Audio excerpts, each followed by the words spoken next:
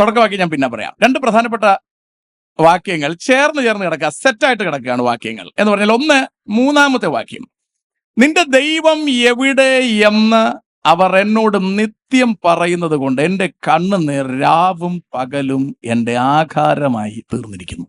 അല്ലേ? ഇവിടെ ആൾക്കാർ ഇയാളെടുത്ത് പറയുകയാണ്, കോരഹപുത്രന്മാരാണ് എഴുതുന്നത് എന്ന് പറയുന്നു. ചിലപ്പോൾ ഇത് ദാവീദിൻ്റെതുമായിരിക്കാം എന്നൊരു നിഗമനമുണ്ട്. എന്തെങ്കിലും ആയിക്കോട്ടെ, ഏതായാലും ഈ എഴുത്തുകാരൻ ഒരല്പം വിലാപത്തിലാണ്, അല്പം പ്രയാസത്തിലാണ്. അതിന്റെ കാരണം, ആൾക്കാർ ചോദിക്കുകയാണ്, നിന്റെ ദൈവം എവിടെ? അത് വല്ലപ്പോഴും പറയല്ല, അവരെന്നോട് നിത്യം പറയുന്നത് കൊണ്ട്. നമുക്കൊക്കെ ഇങ്ങനെ ചില ചോദ്യങ്ങൾ വളരെ ജീവിതത്തിന്റെ ചില ഘട്ടങ്ങളിൽ മാത്രം, അല്ലെ, ചിട്ടി അടിക്കാതിരിക്കുന്ന സമയത്ത് മാത്രം. ചിട്ടി അടിക്കുമ്പോൾ പ്രശ്നം മാറും, അല്ലേ? എന്തെങ്കിലും ഒരു പ്രതിസന്ധി ഉള്ള സമയത്ത് മാത്രം, ചിലപ്പോൾ എക്സാമിന്റെ ടൈമിൽ എന്റെ റിസൾട്ട് വരുമ്പോഴായിരിക്കും ചോദിക്കുന്നത്, നിന്റെ ദൈവം എവിടെ ചോദിക്കും. നമ്മൾ സേ എഴുതി കഴിയുമ്പോൾ ആ പ്രശ്നം തീരും, അല്ലേ? സേ എഴുതി നമ്മൾ ജയിക്കുകയാണ്. സ്തോത്രം.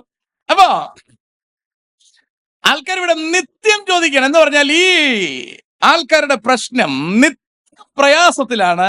ഈ ആൾ ആരായാലും, ദാവീദായാലും കോരഹപുത്രരായാലും നിത്യം പ്രതിസന്ധിയിലാണ് ഈ പാർട്ടിക്കാർ പൊക്കോണ്ടിരിക്കുന്നത്. അവിടുത്തെ വർത്തമാനം നിങ്ങൾ ചോദിക്കുക, ആൾക്കാർ എൻ്റെ അടുത്ത് ഇങ്ങനെ ചോദിക്കുന്നത് കൊണ്ട് എൻ്റെ കണ്ണുനീർ രാവും പകലും എൻ്റെ ആഹാരം. ഇങ്ങനെ നമുക്ക് ആർക്കെങ്കിലും പറ്റിയിട്ടുണ്ടോ?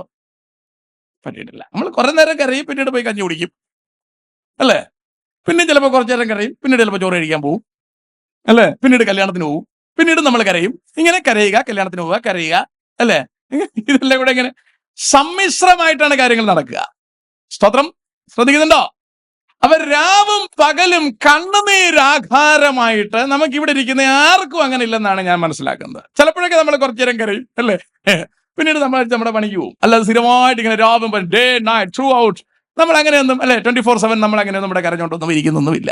കുറച്ചു നേരം ചിലപ്പോൾ ആലോചിക്കുമ്പം കരയും, പിന്നെ കുറച്ച് കഴിയുമ്പോൾ പ്രശ്നം തീരും, അല്ലെ? ജീവിതമെല്ലാം കയറ്റിറക്കാണ്. പക്ഷെ ഇവിടെ രാവും പകലും എൻ്റെ ആഹാരം എൻ്റെ കണ്ണുനീരാണെന്ന് പറയുകയാണ്.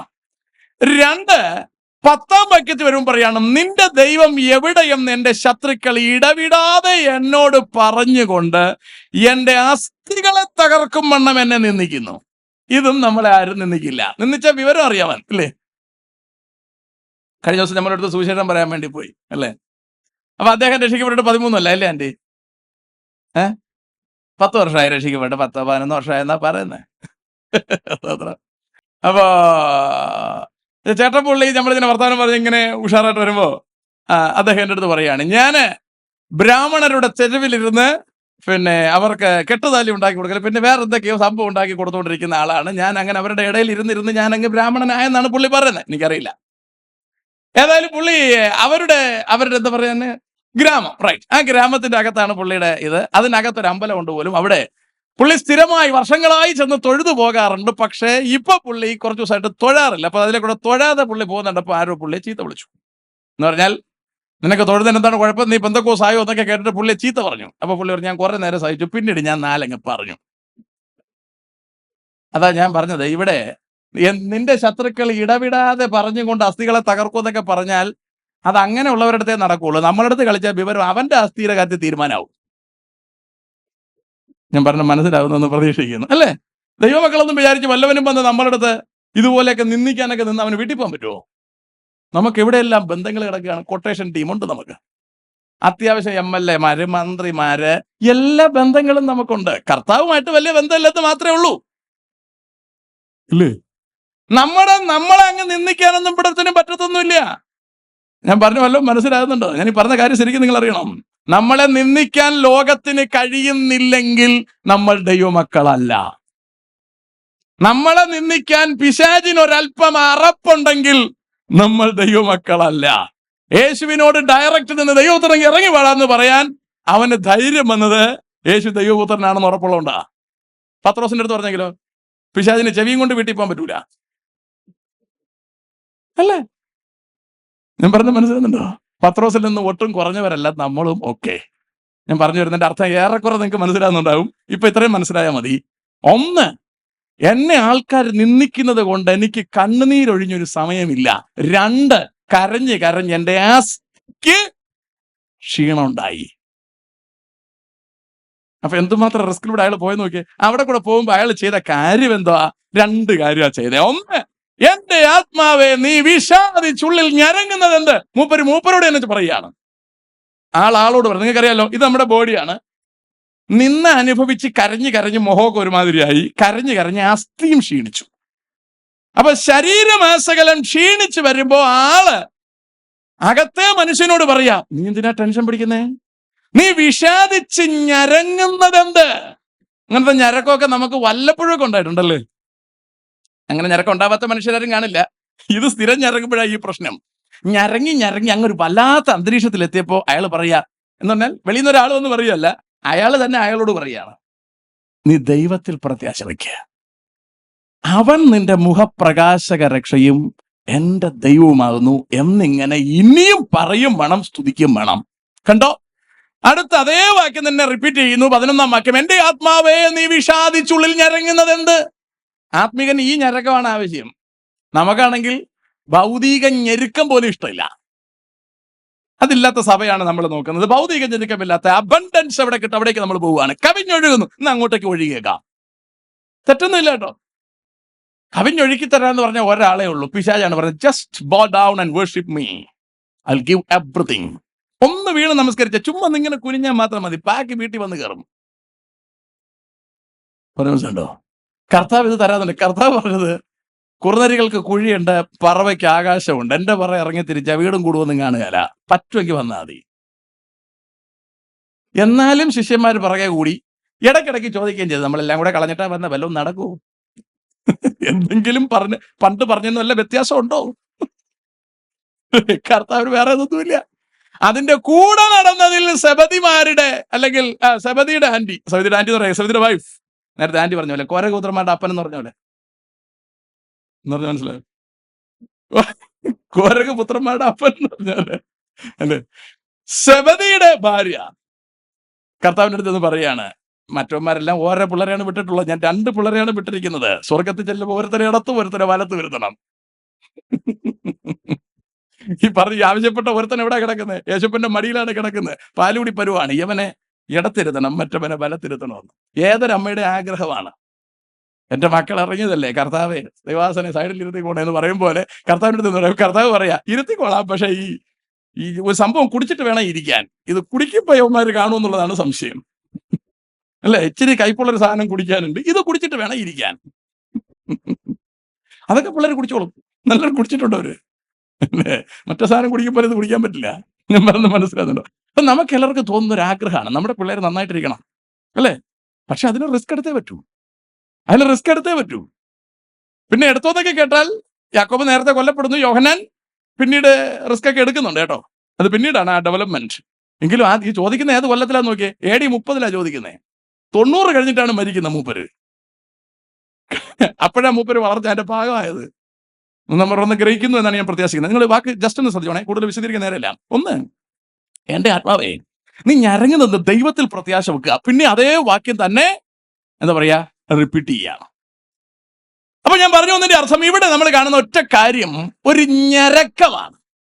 എന്റെ ആത്മാവെ നീ വിഷാദിച്ച് ഞരങ്ങുന്നത്. ഇപ്പൊ പഴയ നിയമത്തിലെ ഞരക്കം ഇതേ ഞരക്കമാണ്. ഇനി 1-ാമത്തെ വാക്യം പറയാം, മാൻ നീർത്തോടുകളിലേക്ക് ചെല്ലുവാൻ കാക്ഷിക്കുന്നത് പോലെ ദൈവമേ എന്റെ ആത്മാവ് നിന്നോട് ചേരാൻ കാക്ഷിക്കും. ഇതെല്ലാം വ്യത്യാസമാണ്. ആള് വേറെ, ആത്മാവ് വേറെ, രണ്ടായിട്ട് നിന്ന് സംസാരിക്കുകയാണ്. ഒരുപാട് പറയേണ്ട കാര്യമാണ്, സമയക്കുറവാണ്, ഞാൻ അതൊന്നും തൊടുന്നില്ല. ബോഡി വേറെ, ആത്മാവ് വേറെ. അപ്പൊ ഞാൻ എന്റെ ശരീരം കണ്ടോ, അത് രണ്ടായിട്ട് നിൽക്കുകയാണ്. മാൻ നീർത്തോടുകളിലേക്ക് ചെല്ലുവാൻ കാക്ഷിക്കുന്നത് പോലെ എന്റെ ആത്മാവ് കാക്ഷിക്കുകയാണ്. ബോഡി കാക്ഷിക്കുന്നില്ല, ബോഡി കരഞ്ഞും ഞെരിഞ്ഞും പരുവക്കെട്ട് ഇവിടെ ഇരിക്കുകയാണ്, രണ്ടായിട്ട് നിൽക്കുക. മാൻ നീർത്തോടുകളിലേക്ക് പോകുന്ന 2 കാര്യത്തിനാണ്. 1, ഇച്ചിരി വെള്ളം കുടിക്കാൻ. 2, സ്വയരക്ഷയ്ക്ക്. വന്യമൃഗങ്ങൾ ഓടിക്കുമ്പോ ചെന്നതിൽ മൂളിയിട്ടിരിക്കാൻ വേണ്ടിയാണ് 1-ാമത് പോകുന്നത്. 2, ഇച്ചിരി വെള്ളം കുടിക്കാൻ വേണ്ടിയിട്ടാണ് പോകുന്നത്. അപ്പൊ 2 കാര്യത്തിനാണ് നീർത്തോട് തേടുന്നത്. 1, ഇച്ചിരി ആശ്വാസത്തിന്, 2, നിത്യവിശ്രാമത്തിന്. മനസ്സിലായി കാണും എന്ന് ഞാൻ പ്രത്യാശിക്കുന്നു. ഇനി നമുക്ക് പുതിയ നിയമത്തിലേക്ക് വരാം. കൊരിന്ത്യർക്ക് എഴുതിയ 2-ാം ലേഖനം 5-ാം അധ്യായം 2-ാം വാക്യം ഒന്ന് വായിക്കാം. 2 Corinthians chapter 5 verse 2. ഈ കൂടാരത്തിൽ ഞങ്ങൾ ഞരങ്ങിക്കൊണ്ട്, ഉണ്ടോ, ഞരങ്ങിക്കൊണ്ട്. ഏത് കൂടാരത്തിൽ? ഈ ശരീരത്തിൽ ഞങ്ങൾ ഞരങ്ങിക്കൊണ്ട് നഗ്നരായിട്ടല്ല ഉടുപ്പുള്ളവരായിരിക്കുന്നു എങ്കിൽ. അപ്പൊ ഈ ശരീരത്തിൽ ഞരങ്ങിക്കൊണ്ടിരിക്കുകയാണ്. നഗ്നരായിട്ടല്ല. ഉടുപ്പെന്ന് പറഞ്ഞാൽ ഈ ഉടുപ്പിനെ കുറിച്ചല്ല പറയുന്നത്, ജീവന്റെ വസ്ത്രത്തെ കുറിച്ചാണ് പറയുന്നത്. ഏദനിൽ നഷ്ടപ്പെട്ടു പോയ വസ്ത്രം യേശുക്രിസ്തുവിലൂടെ എനിക്ക് തിരിച്ചു കിട്ടിയിരിക്കുന്നു എങ്കിൽ ഞാൻ എന്ത് ചെയ്യണം? ഞാൻ ഇതിന്റെ മീതെ സ്വർഗീയമായ പാർപ്പിടം ധരിക്കാൻ വാഞ്ചിക്കുന്നു. ഇനി അടുത്ത വാക്ക്, ഉരുവാനല്ല, മർത്യമായത് ജീവനാൽ നീങ്ങിപ്പോകേണ്ടതിന് ഞങ്ങൾ ഈ കൂടാരത്തിൽ ഇരിക്കുന്നിടത്തോളം ഭാരപ്പെട്ട് ഞരങ്ങുന്നു. ഞാൻ ശരീരത്തിൽ ഇരിക്കുന്നിടത്തോളം ഞരങ്ങുകയാണ്. എന്തിനാ ഞരങ്ങുന്നേ? എനിക്ക് ഈ ശരീരത്തിൽ നിന്ന് പുറത്തു വരണം. എന്താ കാര്യം? എനിക്ക് സ്വർഗത്തിലൊരു ഭവനം ഒരുക്കിയിട്ടുണ്ട്. 1-ാം വാക്യം അതാ പറഞ്ഞ, കൂടാരമാകുന്നതിന്റെ ഭൗമ ഭവനം അഴിഞ്ഞു പോയാൽ കൈപ്പണി അല്ലാത്ത ദൈവത്തിന്റെ ദാനമായൊരു കെട്ടിടം സ്വർഗത്തിൽ ഉണ്ട് എന്ന് ഞാൻ അറിയുന്നു. അതുകൊണ്ട് ഞാൻ ഞരങ്ങുന്നു. നമുക്ക് ഞരക്കമുണ്ടോ? നമുക്ക് ഞരക്കം മറ്റു പലതര കാര്യങ്ങൾക്ക് വേണ്ടിയിട്ടാണ്. ആ ഞരക്കത്തിന് വേണ്ടി പ്രാർത്ഥിച്ചു തരുന്ന, എണ്ണ പ്രാർത്ഥിച്ചു തരുന്ന, വെള്ളം പ്രാർത്ഥിച്ചു തരുന്ന ആൾക്കാരെയാണ് നമുക്കിഷ്ടം. അത് തെറ്റൊന്നും ഞാൻ പറയില്ല കേട്ടോ, അതൊക്കെ നല്ലത്. പക്ഷെ നമ്മൾ ഈ ഒറിജിനൽ ഞരക്കം വന്നാൽ മറ്റു ഞരക്കം ഏതുമില്ലാതായി മാറും. ഒറിജിനൽ ഞരക്കത്തിലേക്ക് നമ്മൾ നീങ്ങണം.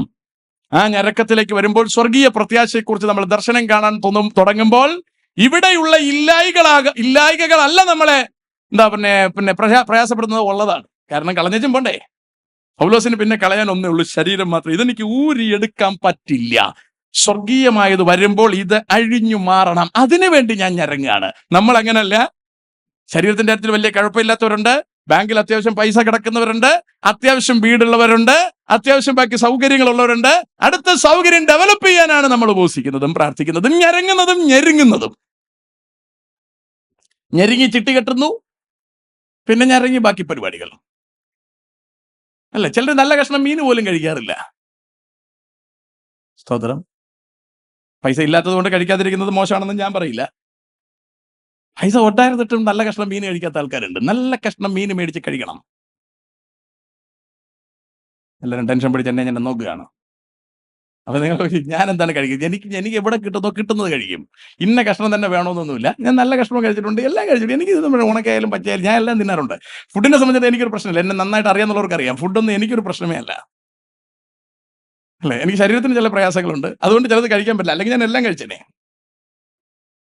ഞാൻ പറഞ്ഞിട്ടുണ്ട്, ചിലത് അങ്ങനെയല്ല. മക്കൾക്ക് വേണ്ടി ഇങ്ങനെ ശേഖരിക്കുകയാണ്. നമ്മൾ കഴിക്കാതെ മക്കൾക്ക് ശേഖരിക്കരുത്. ഏതെങ്കിലും ആദ്യം നഗ്നനാക്കിയത് കൊണ്ട് നമുക്ക് ഉടുപ്പിട്ടേ പറ്റൂ. അല്ലേ? ഇങ്ങനെ പൈസ ചെലവാക്കരുത്. പൈസ ചെലവാക്കാനുള്ളതാണ്. അല്ല, ഞാൻ അത്യാവശ്യത്തിനെ ചെലവാക്കുന്നുള്ളൂ. അത് ചെലവാക്കാതിരിക്കാതെ എനിക്ക് പറ്റത്തില്ല. അത് ചെലവാക്കാതെ പിള്ളേർക്ക് വേണ്ടി ശേഖരിച്ചു വെച്ചോണ്ട് കാര്യം എന്താണ്? അവർ നാളെ ഇത്രയും മാറ്റി ഇത്രേ ഉള്ളൂ എന്ന് ചോദിക്കും. അപ്പൊ നമ്മൾ കുറച്ച് അനുഭവിച്ചിട്ട് കൊടുക്കുകയാണെങ്കിൽ ഇത്രേ ഉള്ളൂ ചോദിക്കുമ്പോൾ നമുക്കല്ല, ബാക്കി ഞാൻ അനുഭവിച്ചു അല്ലേ. ഇത് പറയാൻ മറ്റത് ഞാൻ ഒന്നും തിന്നാതെ, അല്ലേ, ഒരു കഷ്ണം മീൻ തിന്നണമെന്നുള്ളപ്പോൾ തിന്നണം, അല്ലേ, ഇറച്ചി കഴിക്കണമെന്നുള്ളപ്പോൾ കഴിക്കണം, നല്ല സാധനം കഴിക്കണമെന്ന് കഴിക്കണം, നല്ലൊരു ഉടുപ്പ് കഴിച്ചിടണമെന്ന് വെച്ചാൽ മേടിച്ചിട്ടോണം, അല്ലേ. അതിന് നിങ്ങൾ എന്നും പറഞ്ഞ് ചുമ്മാ പൈസ ലാക്കാനല്ല ഞാൻ ഈ പറയുന്നത്. ചുമ്മാ ഞെരുങ്ങി ജീവിക്കരുത് ആവശ്യമില്ലാതെ. നല്ലൊരു പാൻറ് ഉടുപ്പൊക്കെ വാങ്ങിക്കുന്ന പാവമാണെന്നൊന്നും ഞാൻ വിശ്വസിക്കുന്നില്ല.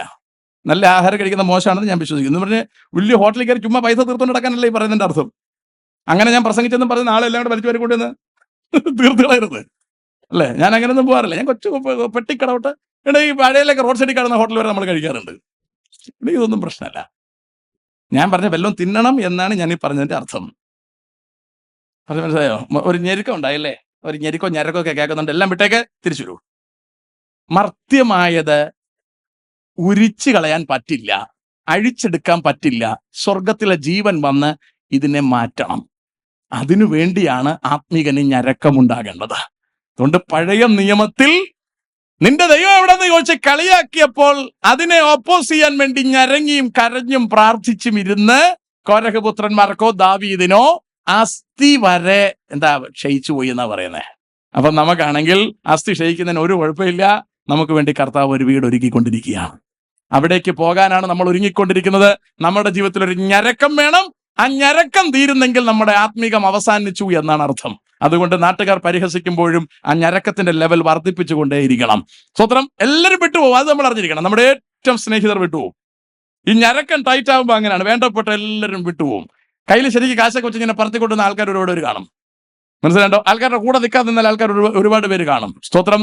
നമ്മൾ ഒറ്റപ്പെടുമ്പോൾ, നമ്മൾ ഞരങ്ങാൻ തുടങ്ങുമ്പോൾ, നമ്മൾ ഞെരുങ്ങാൻ തുടങ്ങുമ്പോൾ, നമ്മുടെ ഏറ്റവും കൂടെ നിന്ന് തടവിത്തരാൻ നിന്നവരെല്ലാവരും മാറിപ്പോവും. ഇയ്യോബിന്റെ അടുക്കൽ നിന്ന് ഇയ്യോബിന്റെ ഭാര്യ അടക്കം മാറിപ്പോയി. സ്തോത്രം. ഭാര്യ അടക്കം മാറിപ്പോയി. ഭാര്യ പറയാണ്, നിങ്ങൾ ദൈവത്തെ തള്ളിപ്പറഞ്ഞ് ചത്തുകളാ, നാറി വയ്യ. സ്തോത്രം. അതാ ഇയ്യോബ് പറഞ്ഞത്, എന്റെ ശ്വാസം എന്റെ ഭാര്യയ്ക്ക് അറപ്പായി തോന്നുന്നു. സ്വന്തം ഭാര്യ ഭർത്താവിനോട് പറയുക, നാറിയിട്ട് എനിക്ക് സഹിക്കാൻ പറ്റുന്നില്ല, നിങ്ങൾ ചത്തെങ്കിൽ കുഴപ്പമില്ലായിരുന്നു എന്ന് നാടൻ ഭാഷയിൽ പറയുന്നത് പോലെ ഒരല്പം വട്ടം ചുറ്റിയിട്ട് ആ പുള്ളിക്കാരി പറഞ്ഞിരിക്കുന്നു, ദൈവത്തെ ത്യജിച്ച് പറഞ്ഞ് ചത്തുകള. കാരണം അവർക്ക് മനസ്സിലായി, ഇങ്ങനെ ചാവാതിരിക്കുന്ന ഒറ്റ കാരണത്തിലാണ്, ദൈവത്തെ ത്യജിച്ച് പറയാത്തതുകൊണ്ടാണ്. Please do that. അയാൾ ഞെരുങ്ങാൻ തുടങ്ങി, ഞരങ്ങാൻ തുടങ്ങി. അപ്പോഴത്തേക്ക് ബന്ധുക്കളും ചാർച്ചക്കാരും കൂട്ടുകാരും ഒക്കെ വന്നിട്ട് പറഞ്ഞു, നിന്റെ കയ്യിരിപ്പോണ്ടാണ്. പിന്നെ ഞെരുക്കുകയാണ്, ടൈറ്റാക്കുകയാണ്. സേവാനാടിയിൽ വെച്ച് ടൈറ്റാക്കുന്ന പോലെ ടൈറ്റാക്കുകയാണ്. ഫുൾ ടൈറ്റ് ആവുമ്പോഴും ഇയ്യോബ് പറയാണ്, എന്നെ വീണ്ടെടുക്കുന്നവൻ ഒടിമേൽ ജീവിച്ചിരിക്കുമെന്ന് ഞാൻ അറിയുന്നു. അറ്റ് ലാസ്റ്റ് ഞാൻ മരിച്ച് കുഴിക്കകത്തായതിനു ശേഷം എന്റെ റെഡീമർ കല്ലറയുടെ മുകളിൽ നിൽക്കുമെന്ന് എനിക്കറിയാം. അവൻ എന്നെ വിട്ടിട്ട് പോവില്ല, അവൻ എന്നെ തള്ളുന്ന ദൈവമല്ല, അവൻ എന്നോട് കൂടെ ഇരിക്കും. അതുകൊണ്ട് എവിടെ ഞെരിഞ്ഞെന്ന് പറഞ്ഞാലും, എവിടെ പ്രയാസപ്പെട്ടെന്ന് പറഞ്ഞാലും, ആരെല്ലാം വിട്ടുപോയെന്ന് പറഞ്ഞാലും, നമ്മുടെ കർത്താവ് വിട്ടുപോകുന്ന ദൈവമല്ല. നമ്മുടെ കർത്താവ് നമ്മളോട് കൂടെ കാണും.